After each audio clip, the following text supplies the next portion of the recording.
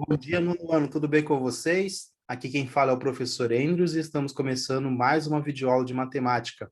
Eu espero que todos vocês e seus familiares estejam bem, se cuidando muito, né? Espero também que estejam acompanhando todas as aulas que estou disponibilizando semanalmente lá no canal da escola, acompanhando tudo certinho, né?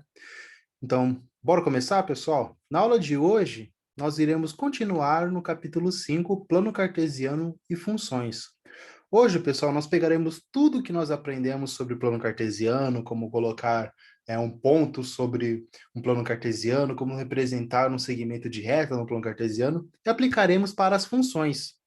Eu sei que vocês já foram introduzidos às funções nos anos anteriores, mas faremos uma breve revisão sobre o conteúdo para ninguém ficar de fora, né? Vamos relembrar um pouco sobre isso. Vamos abrir o livro lá na página 41, então, pessoal. Vamos começar com a ideia de uma função. Nós já vimos que quando nós relacionamos grandezas variáveis, estamos tratando de uma função. Nós partiremos dessa ideia para desvendarmos algumas funções de relações que vemos no nosso dia a dia. O livro de vocês, ele começa o assunto com uma situação que nós podemos nos deparar, tá, pessoal? Vamos ler aqui.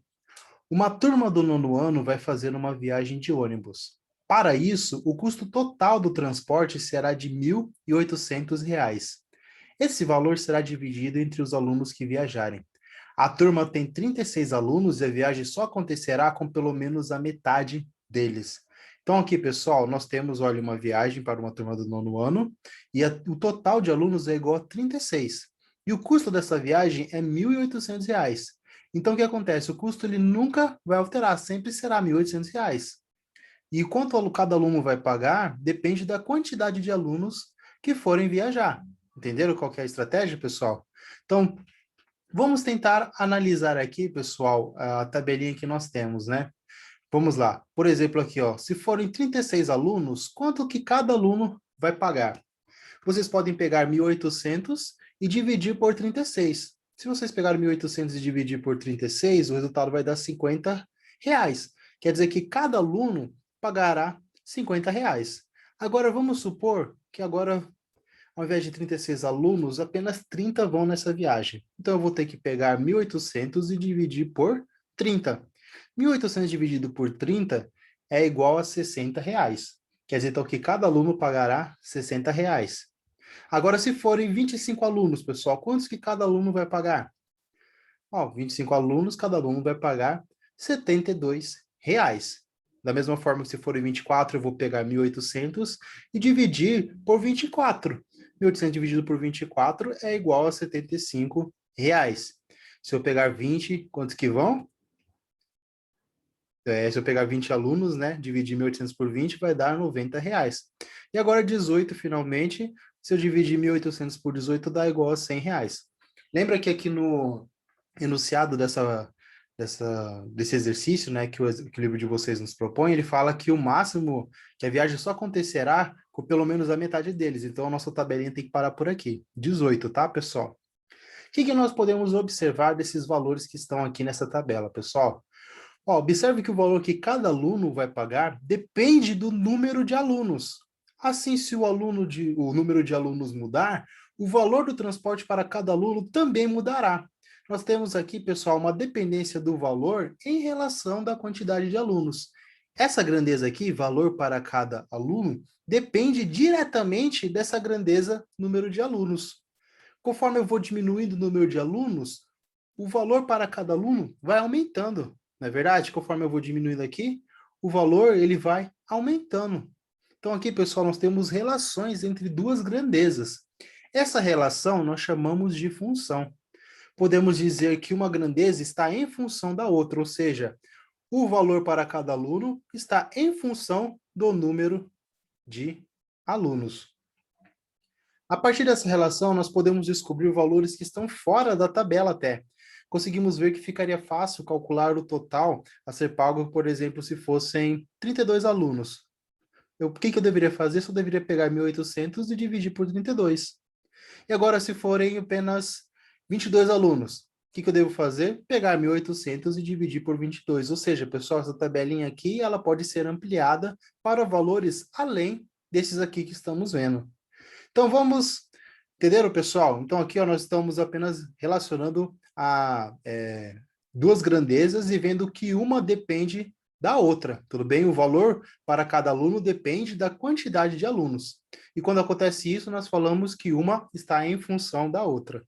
Beleza? Vamos analisar outra situação que temos aqui no livro, pessoal. Vamos lá, vou ler aqui, pessoal. A Priscila fez uma viagem para a Itália e precisou deixar seus pertences em um guarda-volumes para aproveitar um passeio em Veneza. Nós temos aqui, pessoal, uma tabela que mostra os valores em euros cobrados para esse serviço. Por exemplo, nas primeiras 5 horas, ela terá que pagar 6 euros. E agora, se passou das 5 horas, na sexta até 12ª hora, ela vai ter que pagar 1 euro por hora. E agora, se ela passou da 12ª hora, ela vai ter que pagar 0,5 euros por hora, beleza? Nós podemos ver aqui, pessoal, que o valor cobrado para deixar os pertences no guarda-volumes está em função do tempo em que eles permanecem guardados, não é verdade? Por exemplo, se eu coloquei apenas 4 horas, eu vou ter que pagar o equivalente a $6, 6 euros, né, pessoal? Então, nós temos uma relação entre o tempo e a quantidade a ser paga.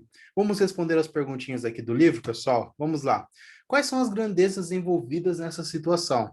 Nós podemos ver aqui, ó, que nós temos o tempo, na verdade, que os seus pertences, né, os pertences da Priscila permanecem no guarda-volumes, e o valor a ser cobrado pelo uso do guarda-volumes. Então, aqui nós temos duas grandezas, né, pessoal? Segunda perguntinha agora. Se os pertences de Priscila ficarem guardados durante 7 horas, qual valor deve ser pago? Nós vemos aqui, ó, que nas primeiras 5 horas, você vai pagar 6 euros. E agora, pessoal, da sexta até a 12ª hora, você vai pagar 1 euro por hora. Então, quanto que ela vai pagar? Ela vai pagar 6 euros, porque ela utilizou as 5 primeiras horas, e depois ela vai ter que pagar mais 2 euros pela sexta e sétima hora usada. Sendo assim, o total será igual a 8 euros, ou seja, 6 euros pelas primeiras 5 horas e 2 euros pelas sexta e sétima horas. Portanto, deverá ser pago um total de 8 euros. E para um período de 50 horas, qual valor deve ser pago? Aqui, pessoal, nós podemos utilizar a mesma estratégia que fizemos na questão B para descobrir esse valor. Olha, nós sabemos que é 6 euros pelas primeiras 5 horas e 7 euros da sexta até a 12ª hora, né? Porque da sexta até a 12ª você paga 1 euro por hora. E vai ter que pagar ainda mais 19 euros pelas 38 horas restantes, já que são 50 horas.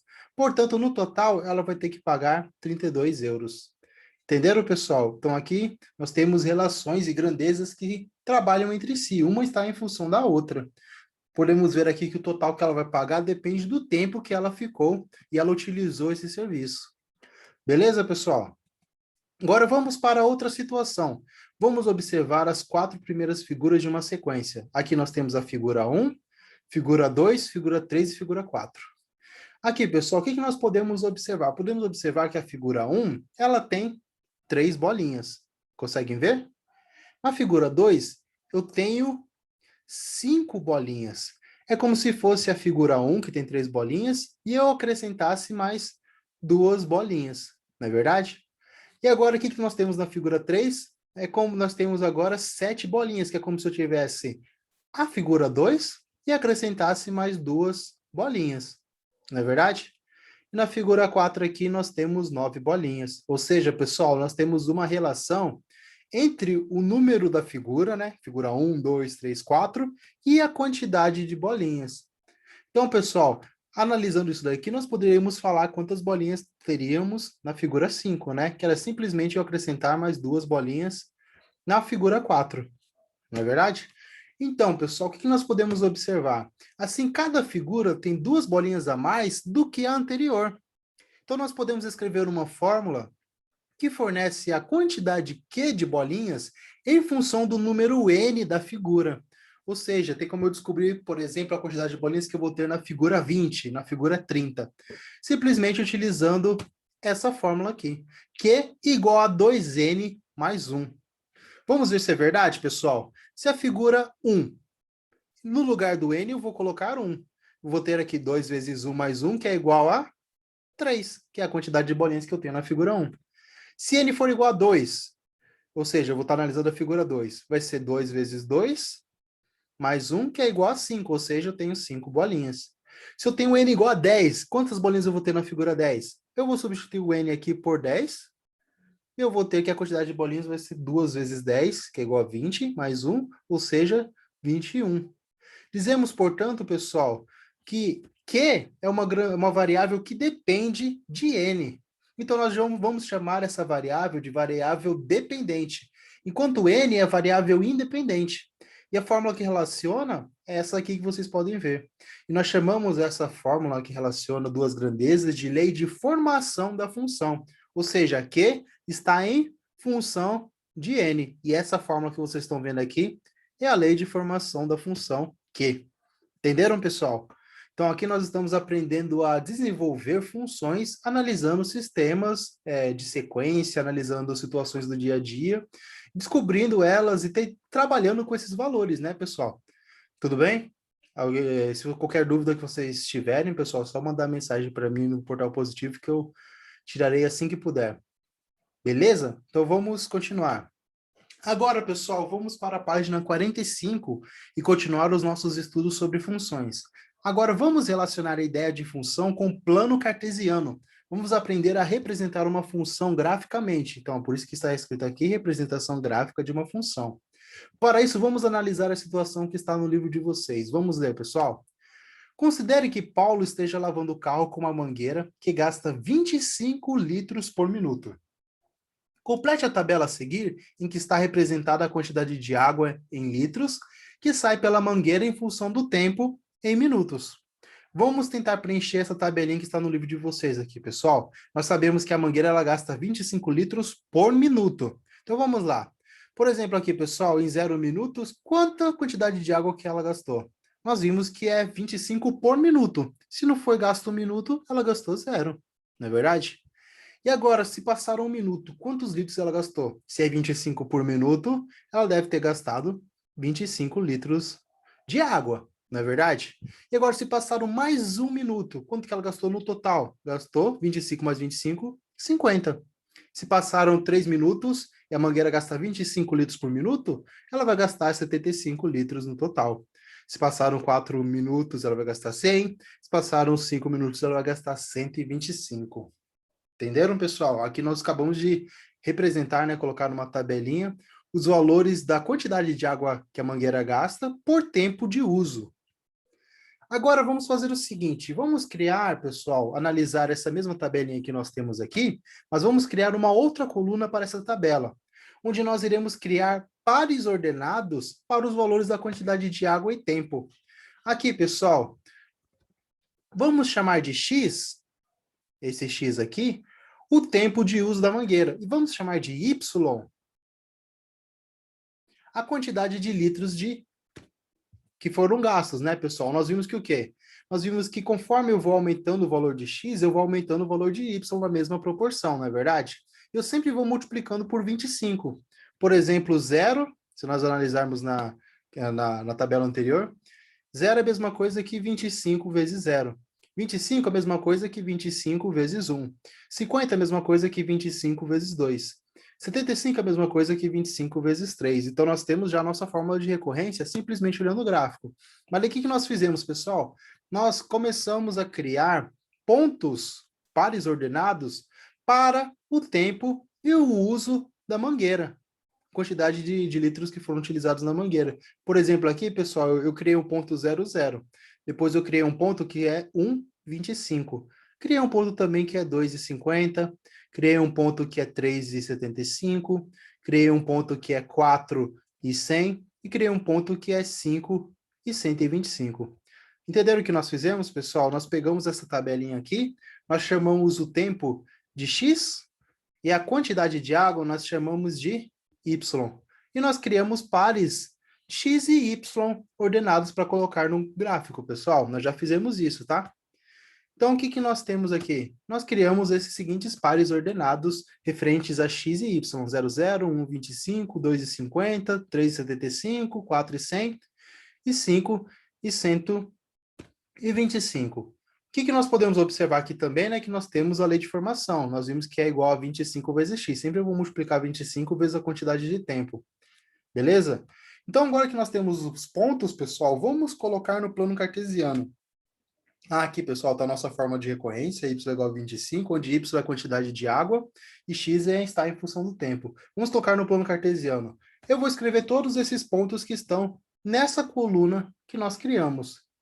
Eu escrevi o ponto 00, escrevi o ponto 1, 25, o ponto 2 e 50, o ponto 3, 75, o ponto 4 e 100, o ponto 5 e 125 no plano cartesiano. Beleza? Nós podemos descobrir valores ainda, pessoal, que estão fora dessa tabela, não é verdade? Por exemplo, eu sei que a cada minuto ele gasta 25 litros. Tem como eu descobrir quanto que ele gastou em 1 minuto e meio? Tem como, né, pessoal? É só multiplicar 25 vezes 1,5, que vai dar um valor mais ou menos aqui. Vocês podem ver na tabelinha. Se eu calcular a quantidade que ele gastou em 2,5 minutos, tem como eu descobrir o valor, simplesmente calculando, multiplicando por 25. Ou seja, pessoal, esses pontos que nós desenhamos aqui no gráfico, eu posso escrever mais deles entre esses intervalos de 0, 1, 2, 3, 4, 5. Então, pessoal, nós podemos marcar todos os pontos que estão entre os valores dessa tabela, ou seja, 0,1, 0,2, 0,3, e no final eu vou ter simplesmente uma função que será diversos pontos marcados que determinarão uma reta. Sendo assim, o gráfico dessa função pode ser representado por uma reta. E essa reta, pessoal, ele vai nos falar todos os pontos que obedecem essa função y igual a 25 vezes x. Tudo bem? Vamos analisar outros exemplos, pessoal. Vamos tentar representar o gráfico dessa função y igual a x ao quadrado menos 1. Vamos fazer o seguinte, olha. Vamos criar uma tabelinha também para descobrir os pares ordenados dessa função. Aqui eu tenho uma tabelinha para x e uma tabelinha para y, que é o nosso valor da função x ao quadrado menos 1. No exemplo anterior, a nossa função era 25 vezes x.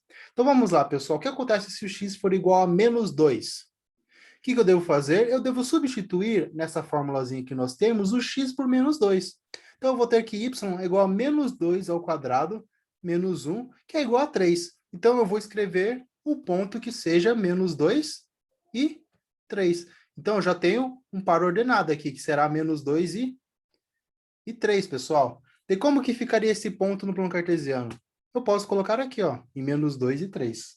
Tudo bem?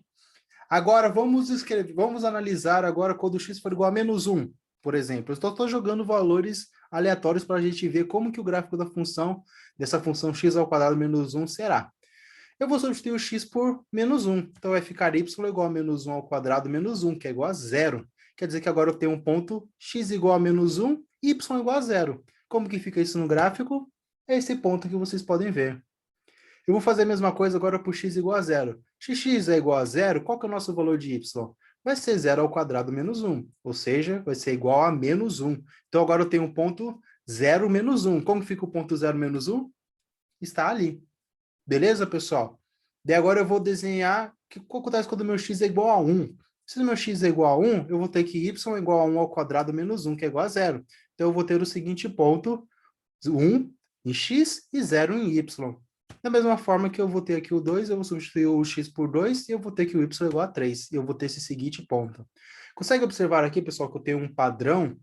Nós podemos falar, então, que essa função y igual a x ao quadrado menos 1, ela vai ser aproximadamente igual a essa curva. Ou seja, todos os valores que eu vou ter aqui, pessoal, vão obedecer essa regra. Por exemplo, 1,5, meu valor de y vai estar por aqui. Entenderam?